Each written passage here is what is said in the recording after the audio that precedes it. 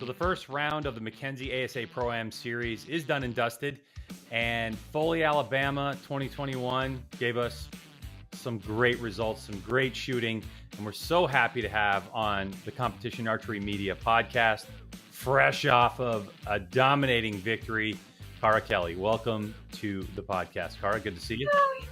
Thank you so much for having me.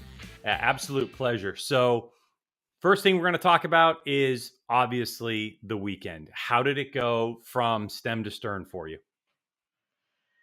Honestly, I don't think I could have written a better script.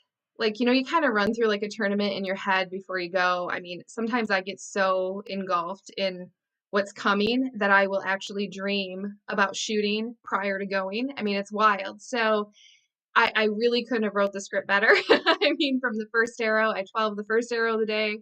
I 12 the second arrow of the competition. And I was like, ooh, I made two really good decisions out of the gate, and they weren't easy targets. And I thought, okay. And so my confidence went from like here to there real quick. And I just kind of rode that all weekend. We talked a little bit live, you and I, about your preparation heading into the weekend being a little bit different. So explain to us that. But before you do, you have to kind of backfill with the life changes that's been going on with you and how much of a sacrifice everyone around you had to make in order for you to get prepared. Yeah, so it's no secret that I've had two kids in 2 years. So that was just that's been a wild roller coaster of the last 2 years. So I've been basically pregnant since, oh gosh, January of 2018. So knock on wood. So as long as I haven't been pregnant, and was really able to like prep this off season with a number of things. So I had my second child last March. So I was like 8 months pregnant at Foley last year. And after having that baby, my vision did some wild things and hormones and what everybody goes through. And COVID hit. So I expected to miss a few tournaments last year. I expected to miss ASA Texas. I expected to miss Indoor Nationals. I expected to miss those tournaments. Well, when COVID happened, everything got shifted back. So I was at home taking care of a baby when other people were shooting and, just trying to recover health-wise from having those kids. And I was a high-risk pregnancy the second time around. I had a lot of blood pressure issues. And so health-wise, I wasn't doing very well. I ended up going back into the hospital, which I haven't really shared with anybody. After I had my second child, I was home for a couple days and had to go back into the hospital and get a IV magnesium treatment because my blood pressure was so high. So I spent a few days in the hospital, and it was just a long road. It was a hard season last year, just getting adjusted hormonal wise, family wise.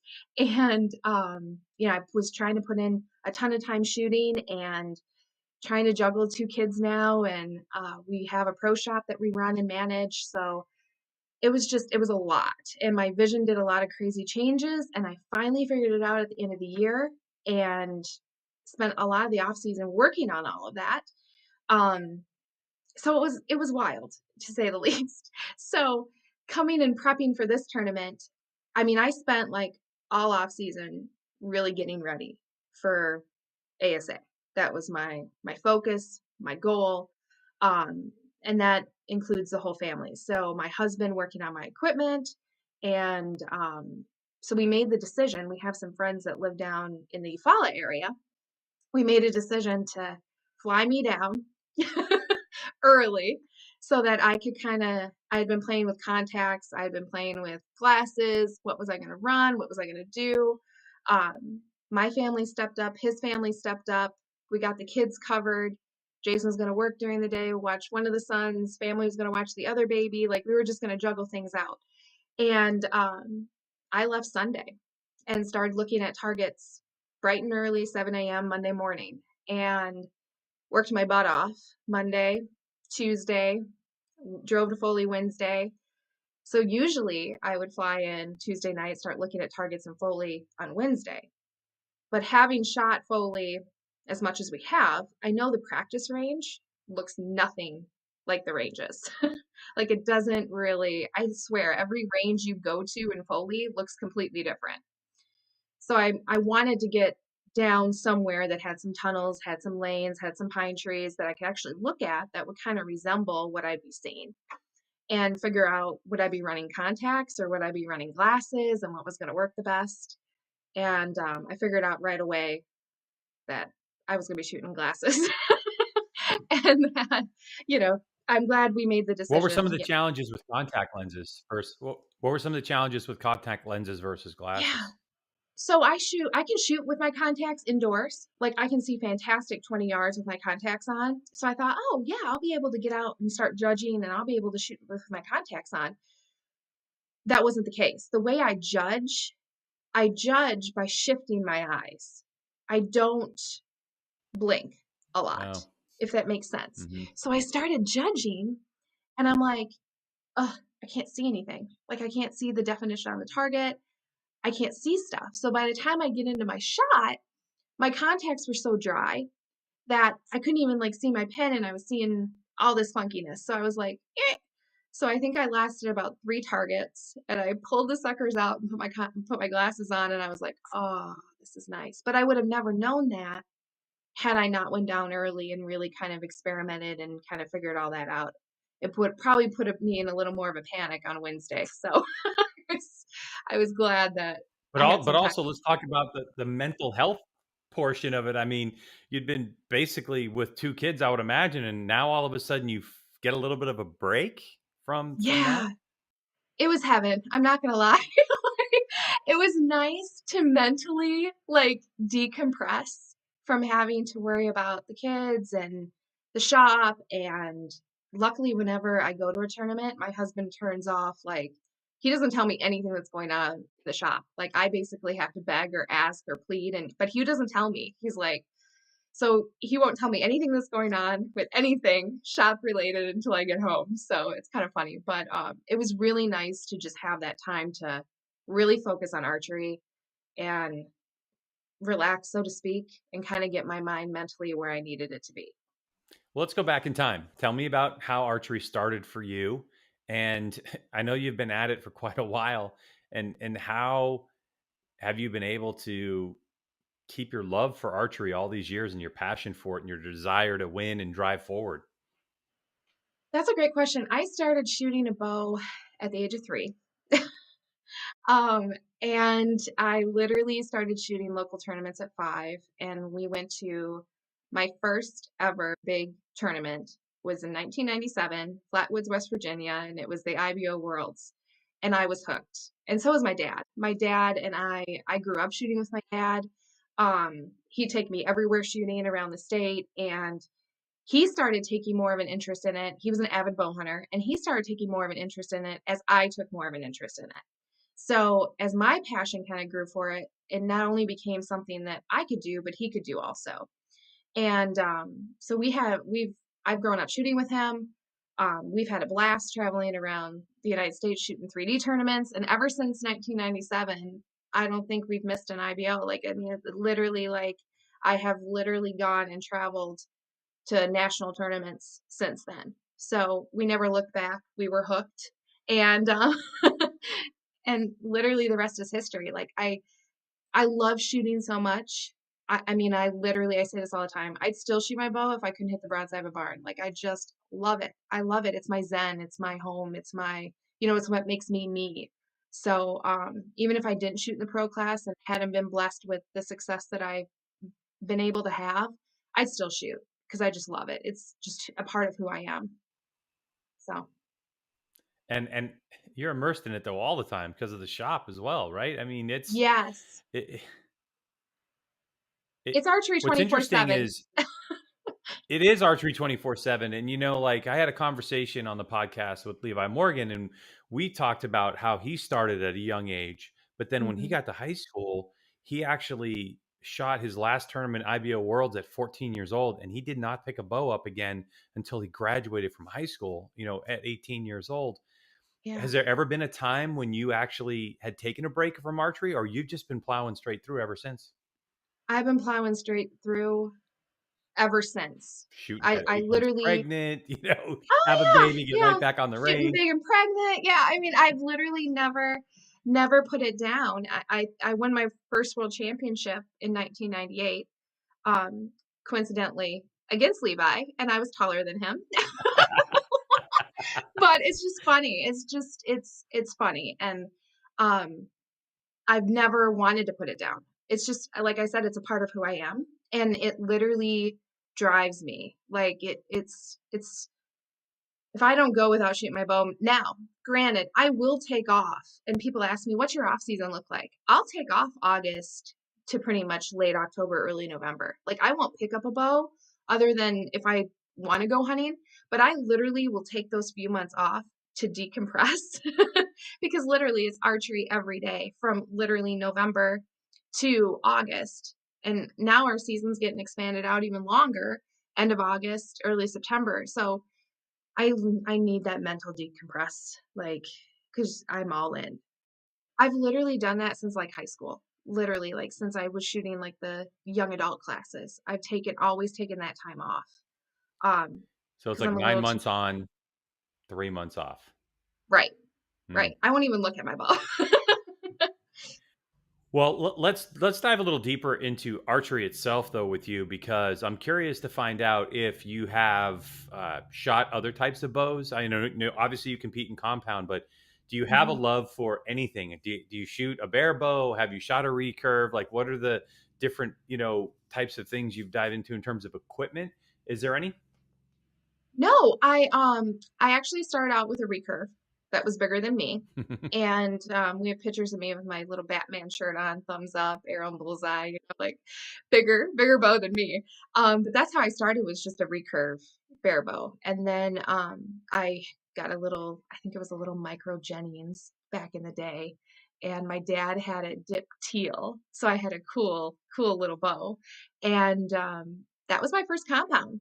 So yeah, and then once I started shooting compound and I started pins, and I always kind of shot a release, never really shot the finger thing, and just built on that. What about on the dot side of things or field archery? What are the other disciplines of archery that you like or that you sampled? So I've shot a lot of indoors. I've shot Lancaster, I've shot Vegas, I've shot indoor nationals. Um, my highest finish is second place 2 years in a row, and shoot offs for first at indoor Ouch. nationals. Ah, like I'm Yeah. bound and determined one of these years to win that sucker, I swear. But I've been blessed with some very high qualifications at Lancaster. I've shot some very good scores in Vegas. I've I've just been I like shooting indoors because it's a different level of challenge for me. It's something that I have a goal. Of course, I want to win one. That would be my ultimate goal because it is such a different discipline. It's such a different game to archery. And I think it fuels my passion for archery even more because it's something that, I mean, 3D, I know the ins and outs. I know how to play the game. I know all the elements and the components, and I have my confidence in that game. And I remember the first time that I went to an indoor tournament, I literally felt like a fish out of water. Like I was like, what is happening right now? And I literally shot a bow all my life, but it was just so different. It was so different in terms of the mental preparation for the event, the how you have to stay committed to the shot process, everything. It's just a very different element. Hmm. Let's talk about women in archery. A component that's critical, I think, for the success of archery moving forward. But as we see, there aren't as many women participating as there are men. But I know you're an advocate for women participating in archery. So, what do you think the key to success is to draw women into the sport of archery? I think one of the biggest things that we've seen, especially like in ASA, we've seen an influx of women coming on board and shooting, is I think it's huge for women to understand that what works for them may not necessarily work for their husbands or vice versa. So I think a lot of times what we find is women get frustrated. Like they may pick up a bow, they start shooting it, and their husband or boyfriend say, "Oh, this works." And usually a lot of times it is a male influencer that's getting, a woman involved in the sport. Um, with that being said, a lot of times that individual may not know what's going to work for a woman. So I see it a lot. I do a lot of coaching. I work with a lot of kids, a lot of youth, a lot of women, and men also. But I do see what works for women is a lot different than what works for a man. So you don't see me necessarily shooting, for example, a stabilizer setup with a 30-inch front bar or a 12-inch back bar and 8, 10 ounces out the front and vice versa. Like you just don't see that from me personally, but you see almost the majority of every man out there shooting that type of combination. So I think it's important for women to not get frustrated and really find what works for them.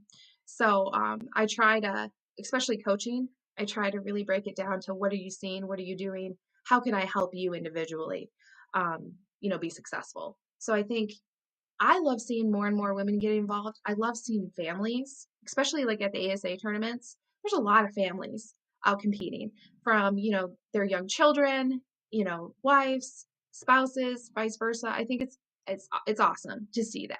And I think that makes a big impact on the growth within the women numbers. And what have you seen in the shop in terms of family participation in archery with COVID specifically? The interesting part about the archery industry is we don't have companies that are publicly traded that have to give up their information. So we really don't have a really solid snapshot of the industry. So really, it kind of boils down to your particular shop in Michigan.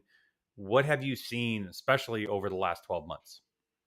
Well, we've seen exactly that. We've seen families getting involved in the sport because they can do it together. Like we've seen a huge influx of everything selling in terms of archery equipment because people know they can do that. They can go outside in their backyard, they can shoot as a family.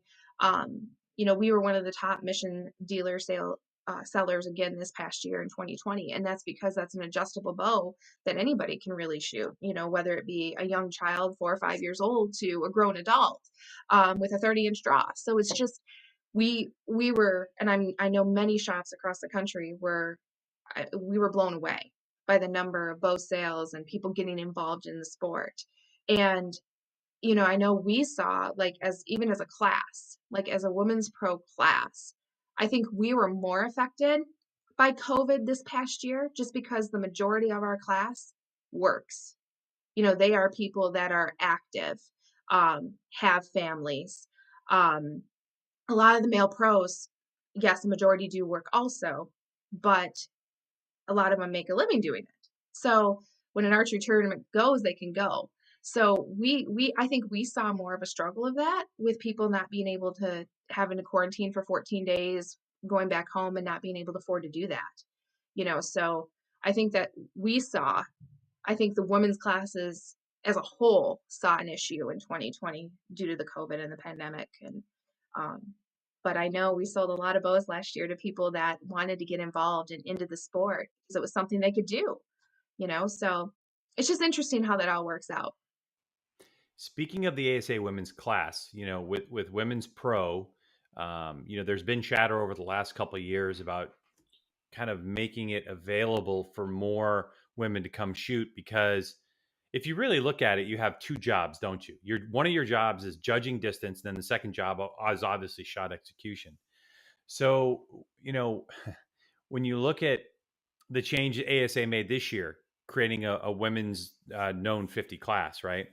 Big moves Hmm. in that direction. But from your perspective, how would what advice would you give to someone who wants to come shoot, male or female, makes no difference, to say, this is why you should come shoot the category where you do need to judge distance and play this game in a different way, and how you would manage your time in order to do that, because you're a shining example of that. Shop owner, mother, trying to do all these things and work on your shot all the time. And as you are well aware, sitting in the middle of snow, you can't judge targets with snow. It doesn't translate to Alabama, a couple days later. So how would you really? What advice do you have for people that are talking about that? Like, can I do this? I really think that sometimes there it's such a loaded question I know it because is. there's so many components. I know. There's so many components, but the biggest thing that 3D archery is based upon is playing a game. And I think a lot of people discredit themselves from being able to play that game and not realizing that they might actually do better if they were playing the game. So, to elaborate on that a little bit, I have a good friend that chose to shoot known this year. She chose to shoot unknown this year. She had shot known prior. When she looked at her scores from this tournament from Foley and looked at her past scores, she actually shot better shooting unknown, playing the game, than when she had shot shooting known. And I tend to kind of hear that a lot from people. I don't know if it's because I shoot unknown more. That's my bread and butter. But I tend to hear that more from people that if they play the game, it kind of takes the stress off of knowing the number and having to make the shot and that component of it. And they're better off judging yardage, understanding kind of what's in their toolbox in terms of the elements, where to aim, how to strategize on targets, and kind of knowing the rise and fall of their bow and playing off of all of that. And they're shooting better scores. I mean, a lot of what goes into known yardage, it's a huge mental component. Huge. I shot OPA. I've shot known yardage games. It's hard because not only now do you know the number, but you have to strategize where to aim and how to execute a proper shot and hit there. So yes, I'm doing all of that as well, but I'm doing that a little more of I'm relying on myself. You know what I mean? Like I'm relying on myself to judge that target, look at all the elements that are put into the equation. Am I the first shooter up? Am I the last shooter up? How's the target set here? How's the lighting look? Where am I going to aim? Because I set my sight based on where I'm going to aim. Everything goes into the equation. And this past fall, Archer, which I'm obviously a part of, did some judge on seminars across the country. And Jack Wallace and myself were the people for that, for the facilitators for that. And it was amazing to see the look. I mean, a lot of our students were people that had shot known for years. And we started getting into all this stuff, like what's your money target? What's the target that tricks you up? What's the, we started giving them things that they could put in their toolbox, so to speak, that they could take out on the range and apply. Turkey, man. Yeah, right. Turkey. Mine was the Russian boar this past weekend. But the literally, Russian, of course, the Russian boar. Yeah. So it's like literally, it was cool to see people being like, "Oh my gosh, I never even factored that in." Trying to judge yardage, and a lot of those people went from shooting known classes to shooting unknown. And I know two of them that attended our judge on seminar actually won their classes this past weekend, which is pretty cool.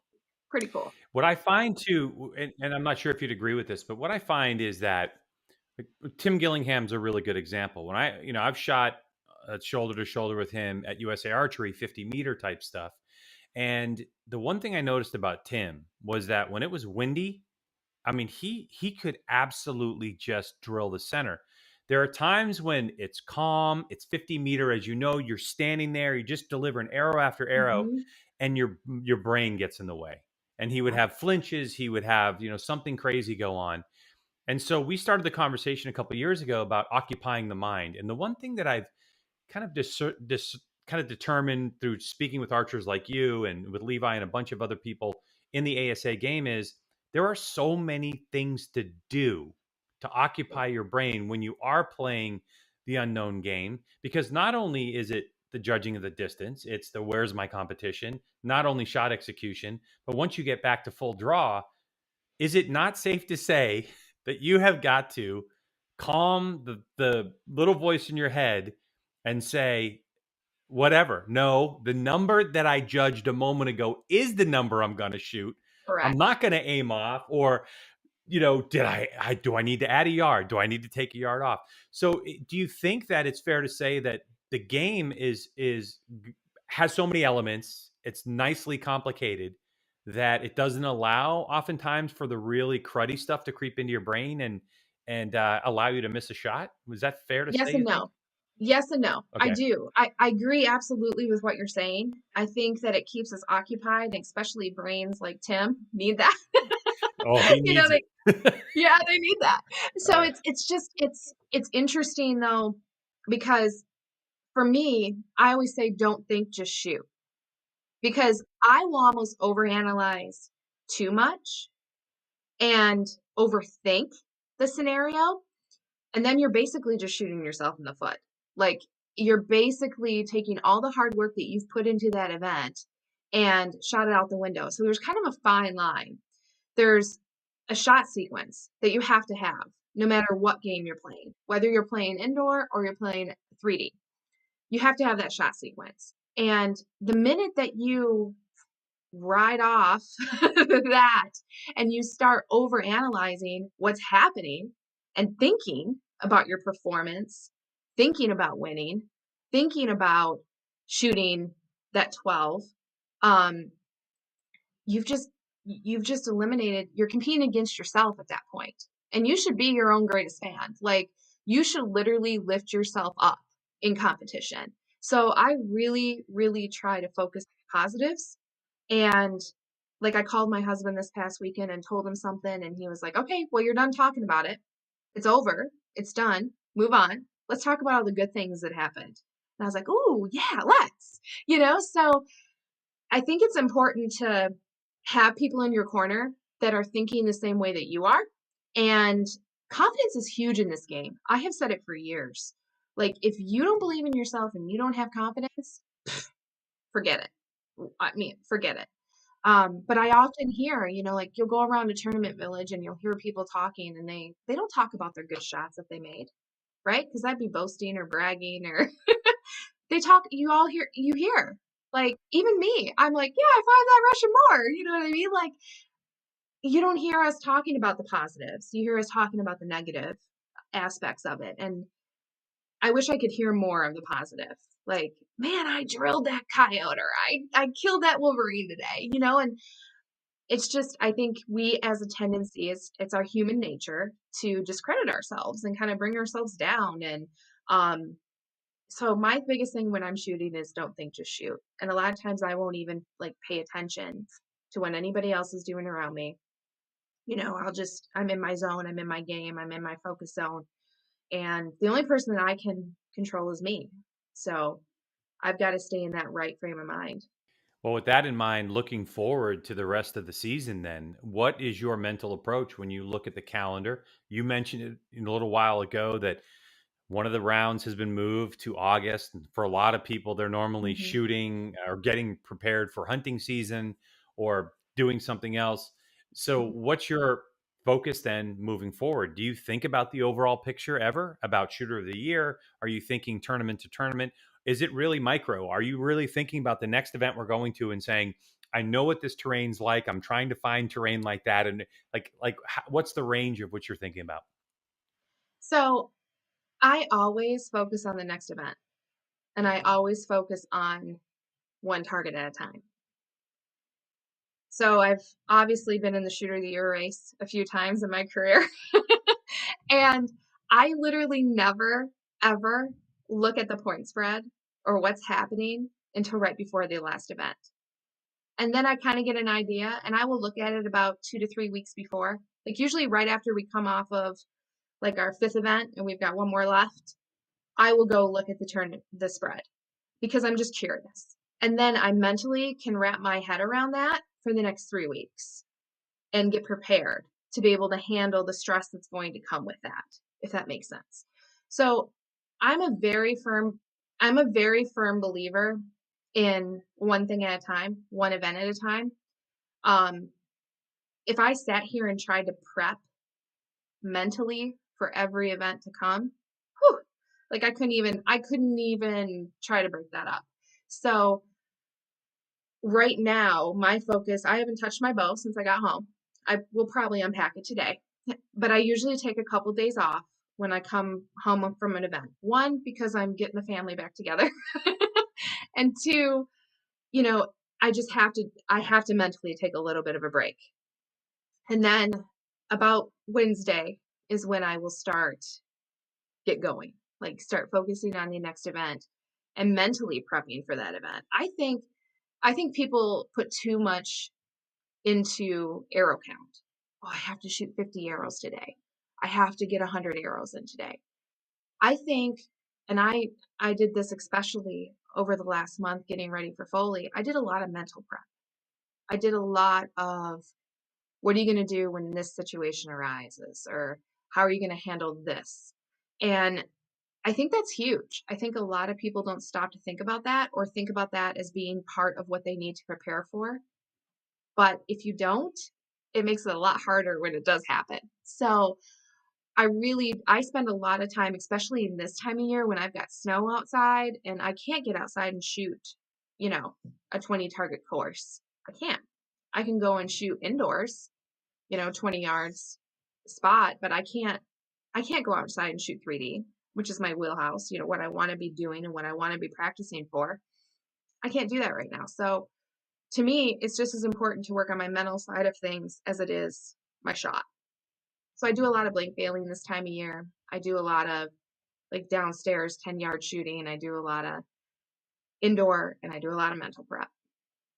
So Yeah, I find that in archery, there's a lot of focus on equipment, right? Like, hey, Cara, what bow did you shoot? What draw length do you shoot? What arrow spines do you shoot? What point weight? And that makes a lot of sense from the perspective of it allows someone to connect with someone else on that front. Because, from my perspective, archery is, I mean, put a number on it, 90% mental, really, at the end of oh the yeah. day. But it's such an unique the mental game I find is so unique to each individual person that it's really difficult to connect with someone on that level. So, I'm curious to find out from that perspective of you being focused at an ASA event. The reality is that you are a star in this sport. I have to imagine that when you're walking around, people are wanting to talk with you and borrow some of your time and talk about things like equipment or whatever. Mm-hmm. How do you find a balance while you're at a tournament? Do you spend time in the pavilion area? Do you steal away and get back to the hotel room? How do you manage all that? So I really I've really gotten it was hard at first when the cameras start showing up and everybody social media really took off in this sport, because I shot pro long before social media was really even a thing, before Facebook was a thing. And I remember the first time we had cameras in our faces and everybody was like, what is happening? What is taking place here? And the first time you get pulled off a range during your round for an interview and people are like, what is happening? You really have to separate it all. When I'm at a tournament, I love those moments where people come up and ask me about equipment, or like how things are going, or that little kid comes up for that autograph or wants that picture, because I was once that person. So I mean, I get it. Like, I was once that little girl, striving for those Happy Gilmore checks and wanting to get the autographs. I have shirts that have every pro's autograph on them. So I'm honored when someone comes up and asks me, what are you shooting? Can I have your autograph? Can I get a picture? Like, I love those moments. And so I have no problem ever really stepping aside, even during a round, to talk to anybody about an interview or answer questions or anything like that, because when I'm at the stake, that's all business time. That, to me, that's what I'm there to do. And the same thing when I'm out practicing, when I'm at the stake, that's my business. That's my time. That's my focus. So I think just over the years, I think I've been pro now 16, 17 years. Like, how did that happen? And it literally, like, it's a part of what makes the sport so great, is that there are people out there that want information, and I'm happy to help anytime I can. So I think we all have routines when we get to events. I think we all have those routines. And so mine see as many targets and practice as much as I possibly can before those events. I love the team shoots for that reason. So I can get out, shoot with the amateurs, answer questions, see the ranges. Um, I love the team shoots for that reason. So I think Will I you shoot love with me ASA at a and how team it's set shoot up. one day? Yeah, let's do it. That'd be cool. That'd be Yeah. really cool. I know I'd learn a lot. All right, let's go way into the future. What Oh are boy. your plans with your kids with archery? Ooh. Are you gonna put a bow in their hand young? You're gonna let them decide what is your just in the back of your head, what would you like to see happen?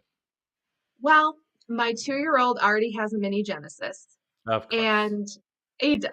And he really likes shooting it. And it's funny because, like, if I'm down in the basement doing some blank bail or just shooting, he will, the minute he sees me with my bow, he runs over and he sits down right in front of me, watches me shoot, and then runs to get my arrow.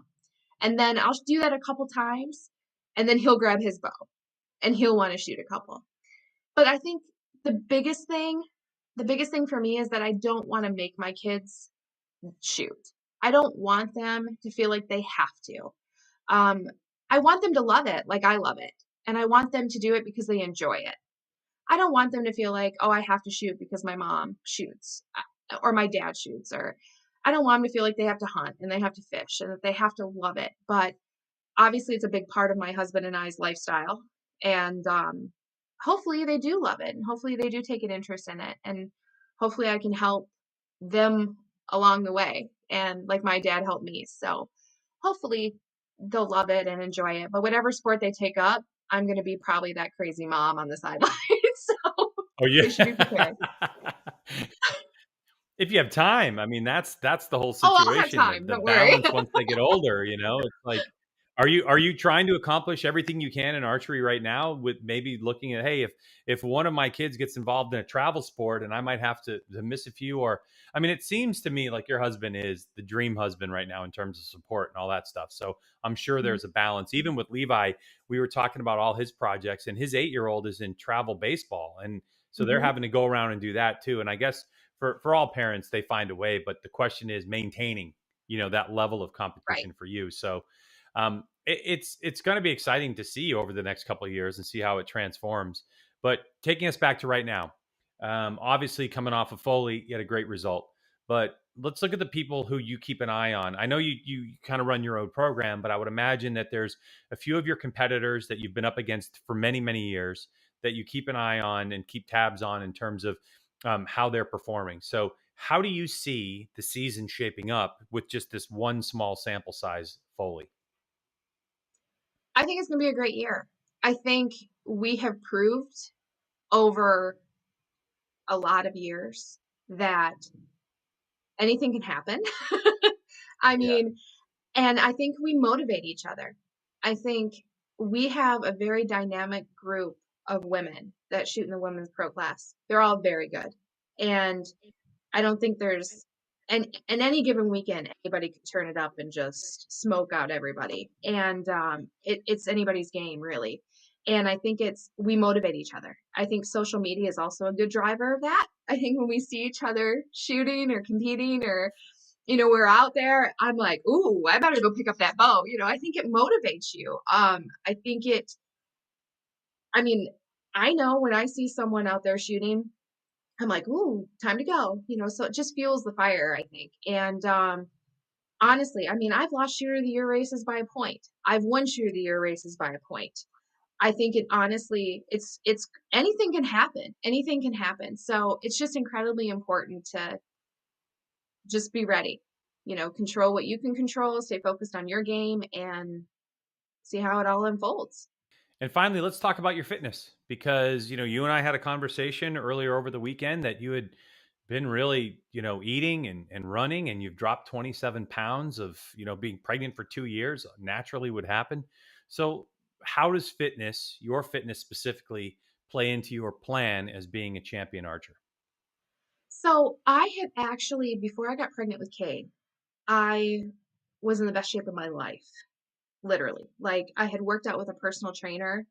I came off of the season, which was 2017, and I wanted to shed some pounds and I wanted to get more physically fit. So I worked with a personal trainer from basically September through January and lost a ton of weight, was in the best shape of my life. And honestly, I think that's what I shot fantastic pregnant all the way through 2018, won shoot of the year, and then turned around and won it again in 2019. And I really attested all of that to being physically in shape. So I fell a little bit off the bandwagon after having the first, and then found out I was pregnant again with the second only 10 months later, and thought, oh boy. So after having this baby and getting everything under control and getting through the season, I was like, that's it. I'm getting back to where I was before I got pregnant with our first child, Kate. So I spent the off season really focused on losing weight, and I went on a diet program the end of September and lost a lot of weight very quickly. I started eating right, running, and really it was a whole lifestyle change. And of course, my husband did it with me, which was awesome. And he was really the one that pushed me to do it. He's like, come on, we got to do this. We got to do this. And I think he lost like 30, 35 pounds, and I lost like 27. And, we're measuring each other and weighing each Wow. other and saying, how much did you lose today? How much did you lose today? So it was a blast to really, I mean, I am competitive and so is he. So shocker. So it was kind of funny to be competing against Shocker. each other. Yeah, right. Over that. So yeah, I lost 27 pounds eating right. I did a diet program called Octavia. And what's nice about it is I could eat the same things I've been eating the whole week at the tournament. So everything that I eat at home, I was able to bring with me. So a lot of times when we travel, one of the big components to that is, well, what am I going to eat when I get there? And then you're constantly like hungry and you're not getting the nutrition that you were getting at home. And I think that makes a big difference in how you compete and how you feel. So Optavia is a bunch of like fuelings that you eat throughout the day. So I was able to bring those fuelings with me, like pre-made fuelings, and I was eating them out on the range. I was doing my same routine I do every day and then eating my lean and green meal at night.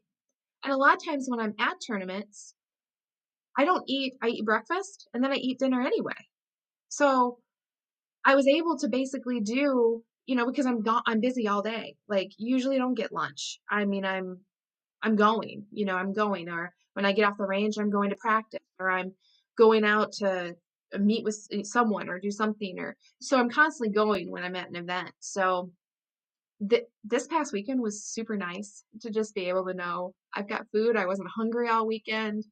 Um, it was super nice. So, but I love running and I think it helps immensely. I think archery, legs, it's a huge part of how you shoot and your breathing, everything. So running is just one of those, as much as I hate it, I love it because it makes you feel so much better competing.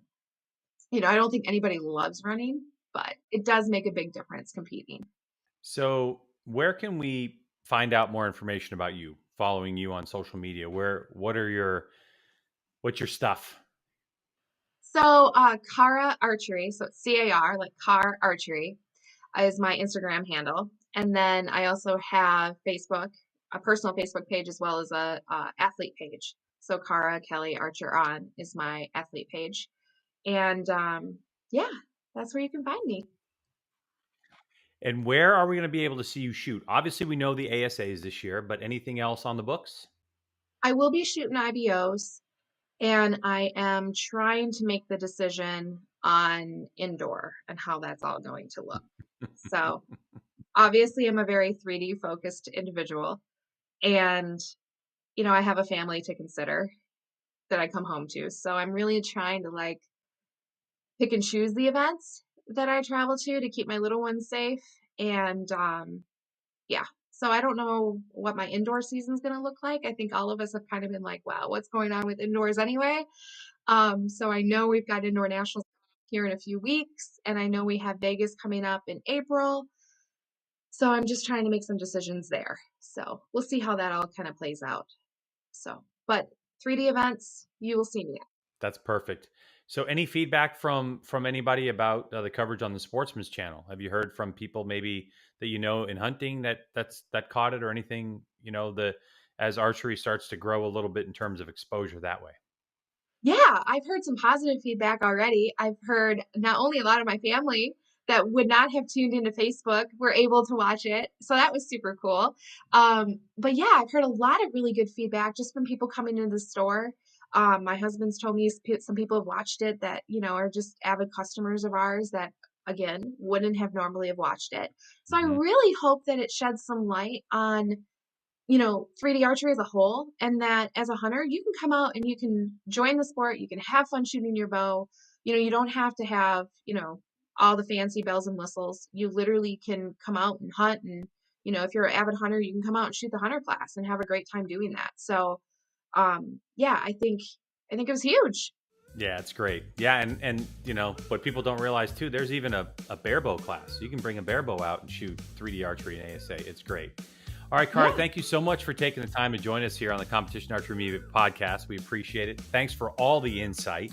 And of course, good luck the rest of the way. I'm sure we'll get to talk to you plenty of times when we're on the range. And good luck in your quest for Shooter of the Year. Thank you.